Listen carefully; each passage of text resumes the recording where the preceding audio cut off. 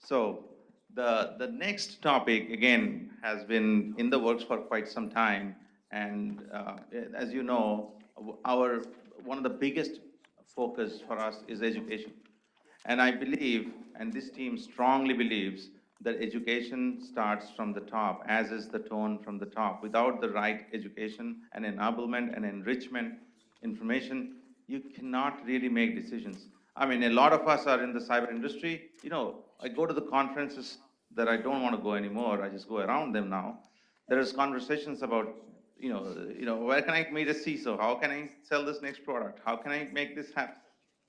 You have to expand that forum and that the awareness. It's not about that transaction that you want to make, but it's about the leadership impact that you want to make. And that's where I believe, one of the key principles now of this leadership enablement and advancement program that we're putting together comes into play. So I got an email from now my dear friend, I have to say that, Mark Pansera, and I didn't open it for 4 months. But then one day it probably dawned on me that I should look at it, and then boom. It was an amazing outline of what characters, what leadership mindset, and how you would need this. And I went to one of their workshops to experience this myself. And Tammy, we met there. Tammy is an author, an executive coach, and now with the Pacific Institute. She blew my mind, and the entire team, the delivery and all that. I think we are missing this component, critical component of leadership development in our community. And that is not just leadership at the top because you have a title, but is the individual leadership that you need to have. And I'll present Tammy on here to talk through her leadership development program. And this is also an announcement that this is what we're going to go do the next years now. I mean, the journey starts here with leadership development and blueprint development, with communication from the top and the board. We met with Andy Polanski, the father figure for PR and communication crisis management, and with Joyce Brocaglia, who couldn't make it here. She is holding her own summit. It's a pretty popular month, October, right? About board suited. So getting prepared for the board, as Tom mentioned earlier, and Andrea mentioned earlier, we got to get this thing started. And for that, you need to understand where the core value and the core requirement is. That's what leadership development is. So Tammy, over to you. Well, hello, everyone. Thank you so much. So my volunteers that are ready to pass out some paperwork for you to use, they are charged and ready. How about this? For 16 volunteers that are here from the colleges, and I'm just super honored that y'all are passing out 2 pieces to you. One of them is a connection card. I'll come back to it. The other one is our logo. They're going to pass it out to you with the logo side up, face side down, because no better place to start when you get to talk about leadership than give them a test. As Val was saying, Mark Pansiera and I, he's a partner at the Pacific Institute. I've been with the Institute now for, in and out for about 14 years, but have recently come on board as a Vice President of Business Development. And I love a good technology opportunity. How's the slideshow coming, guys? Can we get it up on the screen so I can have a play-along test here? So we've been in the industry of mental technology, and what a beautiful day to spend with you all that are in the cyber technology realm. We've been in the world of mental technology for almost 50 years at the Pacific Institute. And what that means to us is we have worked with some of the industry, some of the world's leading experts in social and in positive psychology, in the realms of how our mindset is impacting every decision we make every day, rooted in something I'm going to show you in a minute called HABES. I'll come back to that. But as they're passing this out to you, I want to make sure we get everybody their copies, because what we want to do is show you right out of the gate an opportunity that you can use with people that you lead, people that you're influencing, how to transform their mindset. Give me just a second.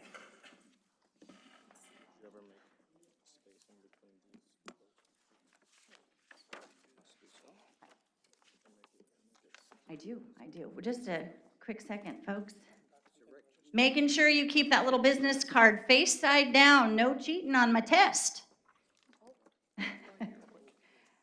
And then you'll have a clicker for me too.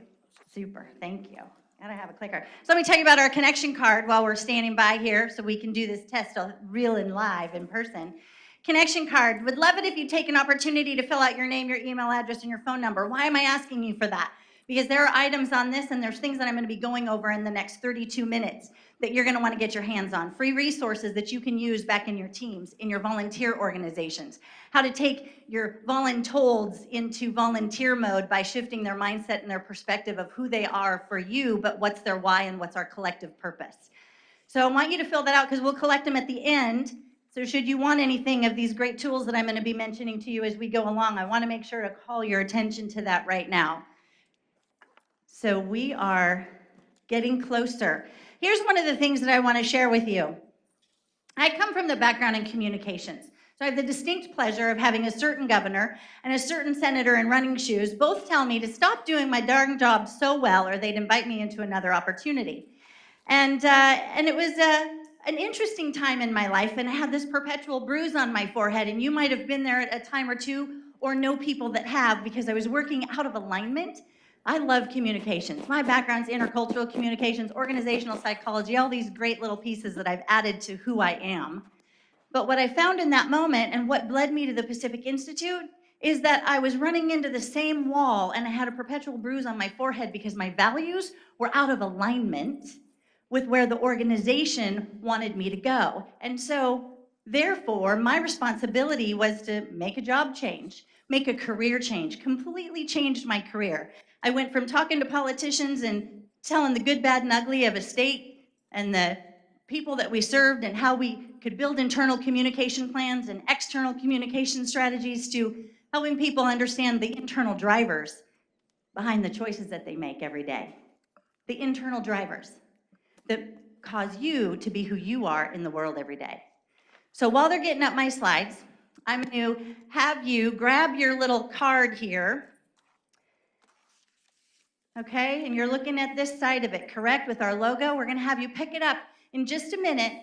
And what I need for you to do in this test is I need you to think about the meaning of this sentence on the other side. So go ahead and lift up the card and read the sentence on the other side and try to understand what's it saying. What's the meaning of that sentence? What's it saying? Take just another couple of seconds. Anybody got an answer for me? What's it mean? Put it back down, face side up again. What's that? Practice makes perfect. Nope, doesn't mean that. Anybody else? Anybody else got an idea what it means? Yes, ma'am. It's the years of experience. It's not a 5-minute presentation that I give, but it's my 20 plus years of experience that's talking. I really like that explanation too, but nope, it doesn't mean that either. Yes. Evidence-based management. Evidence-based management, that's a good tech term. Nope, no, it actually means nothing. I don't even think it's properly punctuated, if I'm being real. So, yes, one more. Files are actually never finished. Files are never actually finished. Yeah, nope, doesn't actually mean that either. But what I want you to do now, thank you so much, is I want you to turn it back over again, but here's the part of the test I want to share with you now. I actually want you to take a minute and let's challenge ourselves. I want you to count the number of F's that you see in that sentence. Just the simple number of F's that you see. I'm going to give you just a couple of more seconds to count the number of F's. 5, 4, 3, 2, 1. Turn the card back over, please. All right, here's the test. How many of you saw 2 F's by a show of hands? Thank you. All right, how many of you saw 3 F's by a show of hands? Thank you. And anybody see 4 F's? Wow, okay. How about 5? 5 F's? A few more. Anybody see 6? 7. Someone saw, did she's the only one that saw 7 or did anybody else? A couple of you saw, okay, wait. All right, so I just need you to pass your card to the person to the left or your right. Let's make sure you all had the same card. Because I'm pretty sure you all had the same card. And if it's the same card that I want to show you, that one, does it look like that one? Everybody, is that your same sentence? Finished files are the result of many years of scientific study combined with the experience of many years of experts. Oh, it is properly punctuated. How many F's are there? There are 7 F's on that card. What you just experienced in that moment, you technology experts, there's a mental tactic we play at the Pacific Institute. It's actually called a scotoma. You just experienced a scotoma. It's the Greek word for blindness. We are trained to read phonetically. I gave you a little couple of prompts by saying, read the F card and count the number of F's, right? F doesn't make a V sound when we come to of. Our brain missed it. We skipped right past it. It wasn't necessary to us. We blocked it out because it didn't provide value to us. Because what were we on the hunt for, on the search for? The letter F, the F sound. You just experienced something called a scotoma. They happen every day. They happen with your teams. They happen with the people that you lead. They happen within your organization every single day. And you all, of all the people that I want to not have to miss F's in the future, like I want to give you some tools to be able to understand your mindset in such a way that it's a powerful tool so that you see the F's in your path every day. So no more scotomas, no more blind spots. And here is the ultimate scotoma.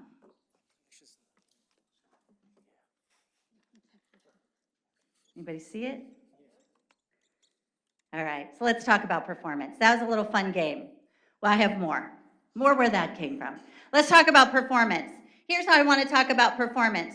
We all face, I'm going to go back here for a second. Every single day, you have a performance opportunity before you. At what level do you think, if we have 100% of opportunity available to us for reaching maximum performance, how much performance on a scale of 1 to 100, on a percentage scale, do you think we actually utilize as human beings every day? What do we tap into? Shout it out to me. 10%? 30%? 5%? Optimist. 14.8, because we have to have a decimal point. Actually, studies show that we use about 7 to 10% of our actual potential every single day. What gets in the way? That big brick wall right there is called habits, attitudes, beliefs, and expectations. There are HABEs. Habits, attitudes, beliefs, and expectations are what actually pull us back or push us forward to either do more, achieve more, or stay where it's safe and stay where it's comfortable. Where do our HABEs come from? They come from our past. They come from the moment that you were born into this world, this beautiful world that we're in. They come from our past. They are influenced by the people in your community, by your family, by your grandparents, by the people that you have living all around you, your teachers, your coaches. All throughout your life, your habits, attitudes, beliefs, and expectations about you, about the world, and about the people you engage with were formed by other people's opinions first. And now we're trying to go through the world and we're trying to actively participate in a world and make decisions quickly and go into crisis management quickly with a host of habits, attitudes, beliefs, and expectations of, have I seen this before? Have I seen them perform that way before? How does it show up? How does it balance out? What is normal about this? What is not? What do I want to change? What do I want it to be different? Fight, flight, where do I go? That brick wall right there is what keeps us from achieving more and holds us back in the safe zone. It's also what might be holding you back from overcoming some of the biggest barriers that you have. Let me start with a little something I heard earlier. Apparently, there's a few factors of y'all that have a challenge with communication. The techies don't communicate well with the attorneys, and then you've got the application folks that aren't. I was listening this morning to a lot of that conversation. You know what's getting in the way of those communication conversations? HABEs.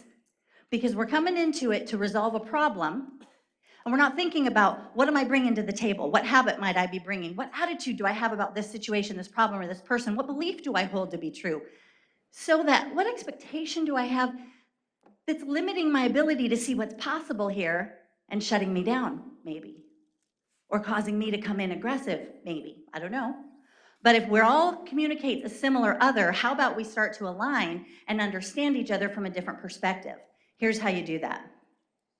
Because when we're in crisis, our body changes. Our chemicals inside of our bodies change. We get hyper-focused on one thing, and that is getting to a solution. Here's our growth cycle at the Pacific Institute. This is something that we teach that we love very much. So our transformational cycle starts with assessment. We come into organizations, we assess, we have a beautiful cultural blueprint, we have a leadership blueprint, we give you data like you wouldn't believe on 15 styles of who you are at the belief level as an individual. And then we want to align you to that. We want to align your teams to that, your leadership teams to that. We want to align you first as a leader to your own personal styles so that you understand where you're operating at your optimum best and what are some opportunities for growth at the belief level. Then we engage you in what that change might look like. We give you an action plan. We work with you to co-create that so that you can sustain it. But here's what happens in an organization. And how many of you seen this? You have a crisis, you're entering into it. How do we fix it? We'll go into, we gotta create an awareness and actually identify what the problem is. And then what happens? We go straight to action. We go straight to problem solve. We're gonna fix it and we're gonna move on. But here's what we do to those people that we're leading. Here's what happens to us. We lop off a whole half of this process on the transformation process to solving any problem, any conflict, any challenge that you're facing. We forget to get alignment and engagement with the people around us so that we can move forward. We forget to actually get acceptance on what's next, on how we move forward, why we move forward. Why this happened doesn't matter. What are we going to do to fix it? We go right into action. What we want leaders to do is create this awareness, own the awareness, create alignment in the team and the acceptance to, okay, now we understand it. Move through engaging people in the process of how we're going to get into action so that we truly can sustain the achievement that we say that we want. When we miss out on the opportunity, after we get the awareness that there's a problem and cut straight to the action, we create demoralized team members on our team. We run the risk of creating breakdowns in communication or siloing our departments. Why is that? Because engaging people and aligning people, right now, greater than ever, in our world of work, we have an awesome generation whom I adore, that shall remain nameless, that is the most talked about generation in all of media. There's books, there's all sorts. You know who I'm talking about. They're a fantastic generation, and many of whom are in this room right now. That generation, the millennial generation, all right, I named them. 48% of our leadership, guys, in the next year and a half is going to be led by millennials. That's awesome. I think it's great. You all are wonderfully talented individuals that are going to help those of us that raised you get into a whole nother level of life as well. But here's the thing I want you to know about this. When the younger generation right now are coming to work because they're intrinsically motivated to work, not extrinsically. The older generations are more about accomplishing something. Younger generations are driven by, what can I contribute? What does this provide in the world from my perspective? How does it support my purpose? They want to get aligned to the change or the fix or the solution and not just always get thrown into action firefighting. Think about that for a minute. This process has been used in organizations in 60 countries all across the globe, and we're seeing the likes of transformation over 50 years that are like nothing else when we tap into the source of what drives us through our mindset, through our belief pattern, and how we communicate that out. Leverage point. We're all about growth. Everybody wants an opportunity to grow, right? You want to grow your team, you want to grow your organization, you want to grow your non-for-profit, whatever it is. Individually, we want to grow, but here's what drives growth. We back it up to the individual thinking. Why is that? Because we know that the root of our whole entire being is at the Habes level, the habits, attitudes, beliefs, and expectations that lead to the behaviors that we do every day. What we know is behaviors drive our strategy. So if I'm operating on old behaviors based on old mindset, old limiting beliefs, what do we think that my strategy is going to be? Probably an old, broke, busted, and disgusted strategy that should have retired in 1972. But now I want a new strategy, new thinking, new brainwaves, got to apply new habits, got to get new patterns of behavior in there so that I can actually drive into my growth. One underperformer. How many of you lead people by a show of hands in this room? Well, even volunteers, yes. Well, and every hand should have gone up. Why? Because you all lead yourself. Lead yourself well is what I like to say. It starts with you and me individually. One underperformer on our team.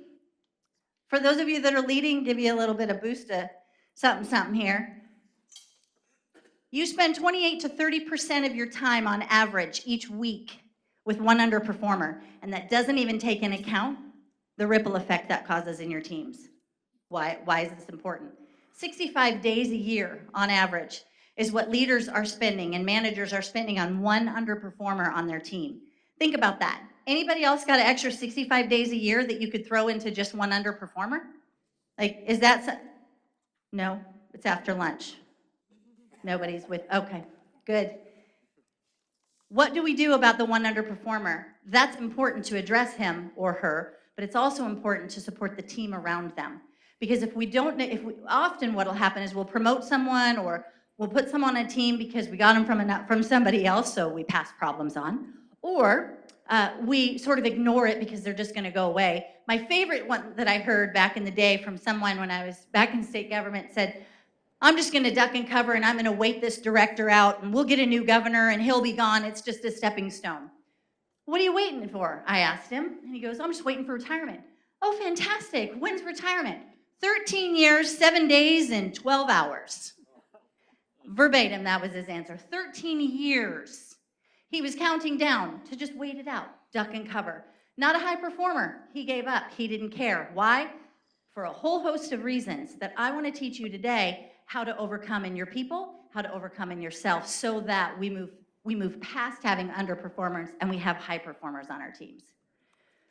How do we do that? Let's start with how we talk to ourselves. Let's talk about replacement pictures. You all are up to amazing things. I'm listening all morning long and my brain is just popping with ideas of what you're creating in the world and your heart for safety and security for my children, your children, our grandchildren, and the generations to come. I love that. But here's what I know. Our brains work in 3 ways: words, pictures, emotions. So when I say to you, pink elephant with purple polka dots is standing in the corner of the room and it's the object that we've been avoiding for the last 3 weeks in this team, immediately you forget everything I said past pink elephant, purple polka dots, because I'll bet you what came to mind was a pink elephant with purple polka dots. I created a picture with my words in your mind. Our situations that we face, when we go into fight or flight, or when we have a challenge, or we have an attack coming in, we're visualizing in that moment through the words we're speaking about it, it's creating pictures, and those pictures are driving emotions. Listen to the words that we talk about it. Attack, right? We've got a cyber attack, or we've got something that's hitting us in a negative way. We're immediately charging up our bodies with negative emotion.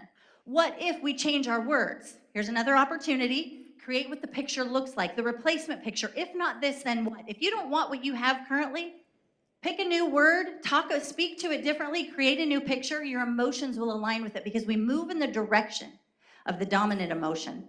So the stronger that picture is for you, the more strongly and directly you will move toward it. This works amazingly with our children. It works amazingly in the workplace. It works great with spouses. It works in the grocery store. Speak positively. It's not just about all the positive woo-woo self-talk. This is being intentional about the words that you choose and select to use every single day. If you always talk about Bob in the office as being the ho-hum guy that just stands at the coffee pot all day and never then remakes it, every time you go in, who you're going to expect was just at the coffee pot that's empty the next time you go in? Probably the guy you just talked about for 3 minutes or to an hour with somebody else. Create a new story, change it. Now that's a real silly version, but it happens in everyday life. Words, pictures, emotions. We move in the direction of the dominant emotion. So when I create a picture of what's possible, and I use this with my daughter who has mental illness and cognitive processing disorders, quite lengthy, she uses this every single day just to get through the day. We work with her on words, speaking what she wants to have happen, what's it going to visualize when she actually has a friend on the playground that wants to play with her and not tease her and run away from her because she's different. And then we create what's it going to feel like? How are we going to celebrate? So she gets excited about it. What then is she going to school looking for? She's now going to school looking for what she just set up that she wants.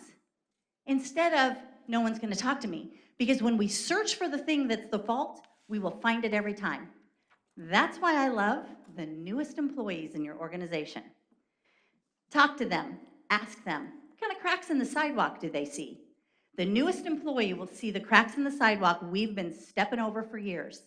We've made workarounds, we've made excuses, we've just ignored it, but they're actually limiting our performance. Get with them, create a new story, create a new picture, create a new outcome. Why are words, pictures, and emotions important in leadership? Because the words you speak about yourself, your situations, or the people around you influence their ability to perform for you. Self-talk, important. We say more words to ourselves privately, unspoken, out loud. The number's rather staggering of our self-talk. But that self-talk, going with the words, pictures, emotions, leads into our self-image. It creates the image that we see of ourselves. So if I'm always calling myself less than, not good enough, not fill in the blank enough, that creates a picture in my mind, and I'm going to perform at that level. That self-image is your self-esteem level, it's your self-efficacy. It's the difference that you see that you can make in the world or in a situation. You have it, everyone has it. When you run into the pattern of negative self-talk, always holding yourself back, when we go back to that performance wedge, that's a habit of behavior. We want to change that. So what you want instead is a pattern interrupt. That's what we call it at the Pacific Institute, a pattern interrupt. And you say, stop that. When that negative self-talk comes up, or you hear somebody else saying something negatively, you can reframe it and say, stop that. That's not like you. Here's how I see you. It changes the picture, and it puts a picture in their mind. And sometimes I can't get a good picture of me, but I can talk to my friend Mark Pansiera, and he'll say what he sees in something that I'm doing and working on that I could be struggling with. And his affirming word can elevate me to a whole nother level. Because I don't have it for myself, but I can sure as heck get a hold on to him and just say, okay, I get it.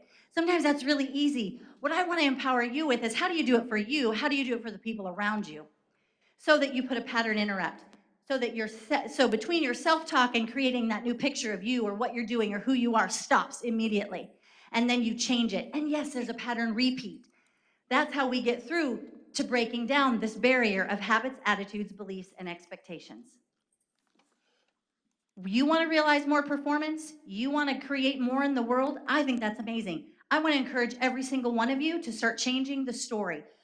Start using affirmations. We teach this as part of our learning process as well. We have amazing leadership development programs that teach leaders how to communicate differently, so we go from being, we start transforming culture at the root level, like I was saying, with behavior, and it starts changing with the way that we perform every single day.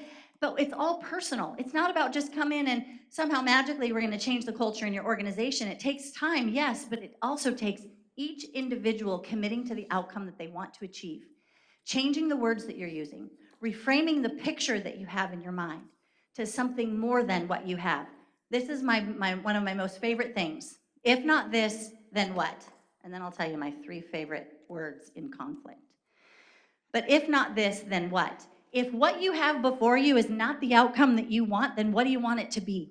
Imagine, dream it, envision it, mind map it, do something creative, paint a picture about it, draw something, get off the screen and get into action. Go for a bike ride, get out in nature. All these things we know and we hear, but why are they important? Because it's changing the habit of the way that we're talking about it, and it's changing the way that we're behaving in the moment, and it can shift our attitude so that we start achieving more. Because ultimately, and one day we'll get this graphic to do this, on the click of a button, that blue brick wall would blow up. Because we're changing our habits, our attitudes, beliefs, and expectations about self and others. That's what I want to see. Culture of an organization is shaped by the worst behavior the leader is willing to tolerate. Think about that for a minute. This is about what the leader is willing to tolerate, y'all. So when we go back to that underperformer, what are we tolerating? What are we making excuses for? What are we looking around and looking over and looking past? Just to get by. Y'all aren't just about getting by. You all are about creating so much more. It's very evident. And I am encouraged that our future is in your hands when it comes to cybersecurity, and that you are making a difference. And I thank you for that. And I want to encourage you to think about, what are you doing when it comes to shaping your culture? What habits, attitudes, beliefs, and expectations might be limiting you to getting what you say that you want? Here's one more thing. Now, one thing I'm very passionate about is the demoralized middle manager.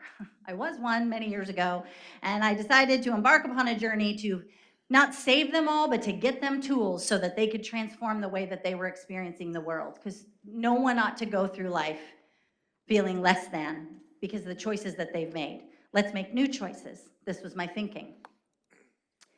So I wrote this little book called Playing in the Sandbox, and it's got a lot of powerful questions in it. One of my favorite is a whole section on teaching these 3 words. Help me understand. When we get into conflict with people, when we have difficult conversations, conflict isn't a matter of if it happens, it's a matter of when it happens, right? It happens. We can be in disagreement, we can look at disagreement differently. It happens all the time. But when we stop to say, help me understand, to truly understand the position that maybe Dave is coming from in a conversation that we could be having, a rather normal conversation or a robust conversation, but I'm confused, my responsibility in the communication is to seek to understand his position first, not to try to tell him my position first. I want to seek to understand him. And when I say, hey, Dave, help me understand why it is you're approaching this project this way, I'm just curious. I'm not judging him. I'm not condemning him. I've probably taken down any objection to wanting to answer the question because now he sees I'm leaning into him. That was what Andrea said earlier. How do we lean into each other in conversation? Probably leaning into him to find out a little bit of information about what he's thinking so that I can change the way I might maybe view the problem or the situation. Then I can offer, may I offer my perspective? It's not an argument. We're just learning from each other. Then we'll get into problem-solving mode. But when you get into that conflict, when it arises, pushing pause, taking a breath, and asking the next best question, help me understand, is always a great way through. And it supports the words, pictures, emotions. Because now my words are creating pictures of I'm leaning in, seeking to understand and want more from him, not he's a threat, I need to come against him.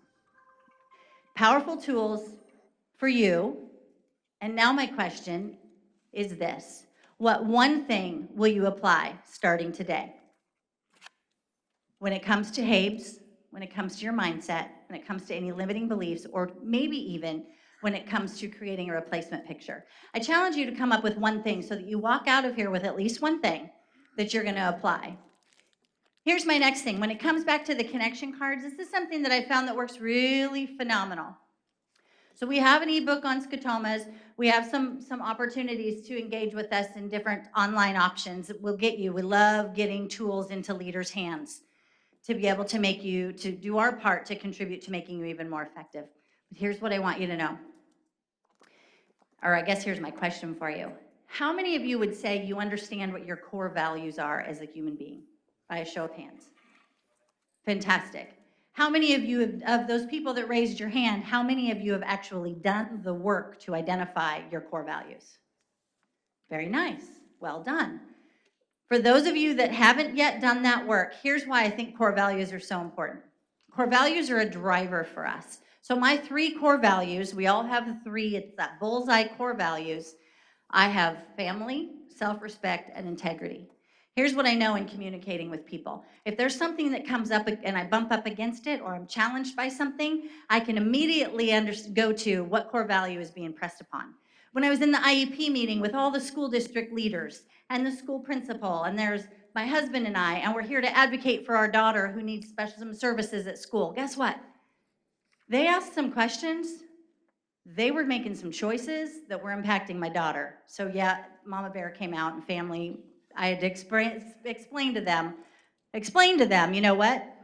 I'm coming out on this one probably pretty strongly, but here's why. Family is a very core value, but so is self-respect and integrity. And if my daughter doesn't have it yet for herself because she's not old enough to understand it, I'm gonna have it for her, right? So I understand that about myself. Here's what I want you to know about you. You knowing what your core values are and what your drivers are will help you as you have more of those conversations across the aisle that you're wanting to have here.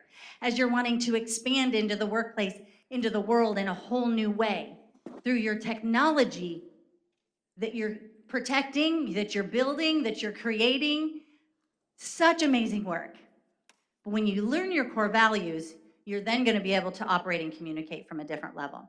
So if you want something like that, I've got a really easy worksheet. We'll email it out. Just write values on your connection card, and I will send it to you. It'll take you all of 5 minutes, maybe 10, to complete it. All right. Do y'all have your one thing that you're going to take away? Nobody. Okay, well, that was effective. Super. Or no, I'm not going to say, right? Yeah, okay. Help me understand. What was good about that, Harold?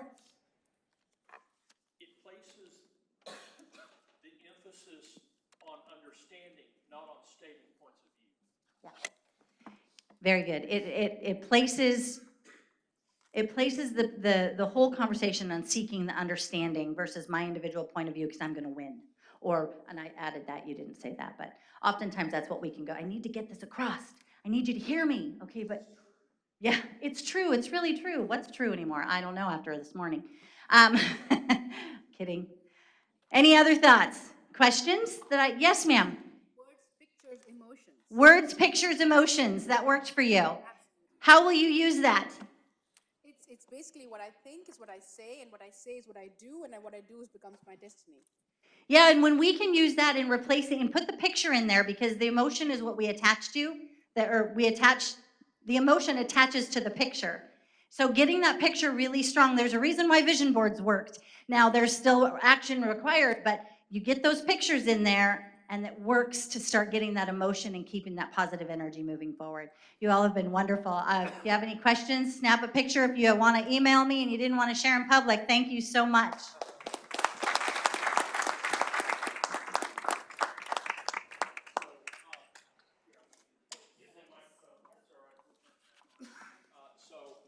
Hello? Val was so excited a few weeks back, maybe a couple of months even.